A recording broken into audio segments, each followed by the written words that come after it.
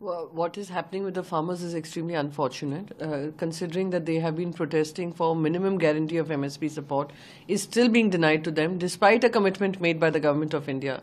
This is the government which spoke about doubling farmers' income. And yet today farmers find themselves in a situation where they have to continue to struggle for what is rightfully theirs.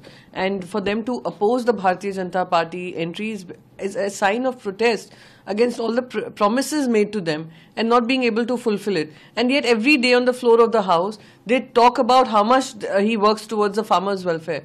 But the truth is in front of the country. That you lathi charge them, you call them terrorists, you call them Khalistani supporters, you call them Pakistani sympathizers. Over 700 farmers died due to the 3 black laws until you were forced to withdraw it. So this goes to show that this is an anti-farmer government and the farmers are protesting against this government for this very reason, that what they speak, what they commit is very different from what they actually act on. Congress offering concessions to the billionaires. He said that the Congress would oppose the alleged injustice of higher tax.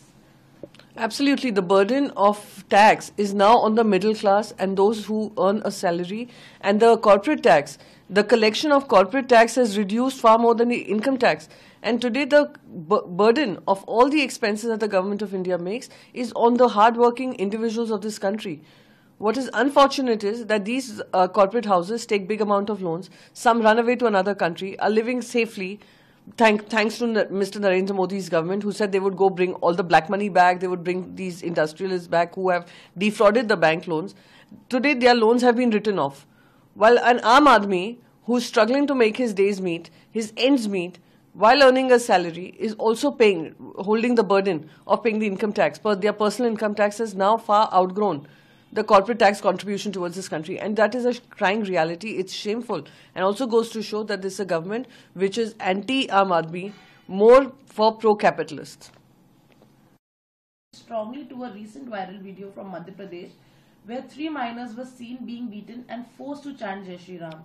She is tweeted on X, said Hindutva is a disease that's afflicted millions of Indians and sullied a God's name. While I totally condemn the violence, I condemn what happened to the 3 minor children and how they were forced to sloganeer.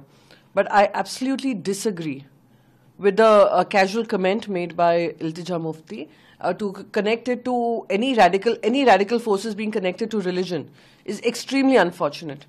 We are seeing radicalization on either side. What we need to do is collectively fight this radicalization rather than start to call it a disease, etc. I absolutely condemn the statement. I disagree with her statement. And I think violence has no place in any religion. And it is time we all got together to fight against that violence rather than trying to bring religious aspect into it. Leader and the competence of a party's representatives in parliament, Pawar expressed his support, stating, yes, certainly, she is capable of leading the alliance.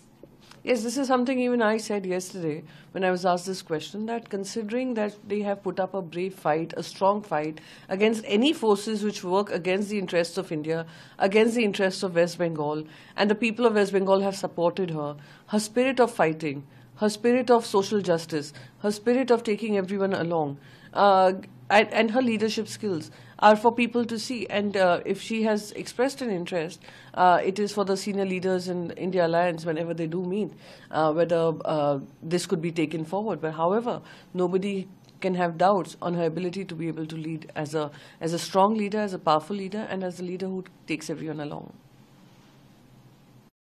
The Maharashtra Legislative Assembly's oath-taking ceremony, alleging that the ruling Mahayuti coalition victory was engineered through manipulation of EVM. Yes, this is an ECI mandate that has been given to the Mahayuti Sarkar. It is not something that only opposition is saying. People of the state are in a state of shock. In fact, some villages who wanted to do a mock poll through ballot paper was refused their right to do that. If a voter can come to vote, the voter also has every right to question that what happened to their vote. What is being done in Maharashtra is extremely unfortunate. They're trying to silence the voices of not just the opposition, but people who are challenging this verdict. And that is why, in support of those villagers who tried to conduct a mock poll, but were denied that democratic right, we chose not to take oath on that day and express our protest against the EVM mandated result, ECI mandated result that has come in the favor of Mahayuti.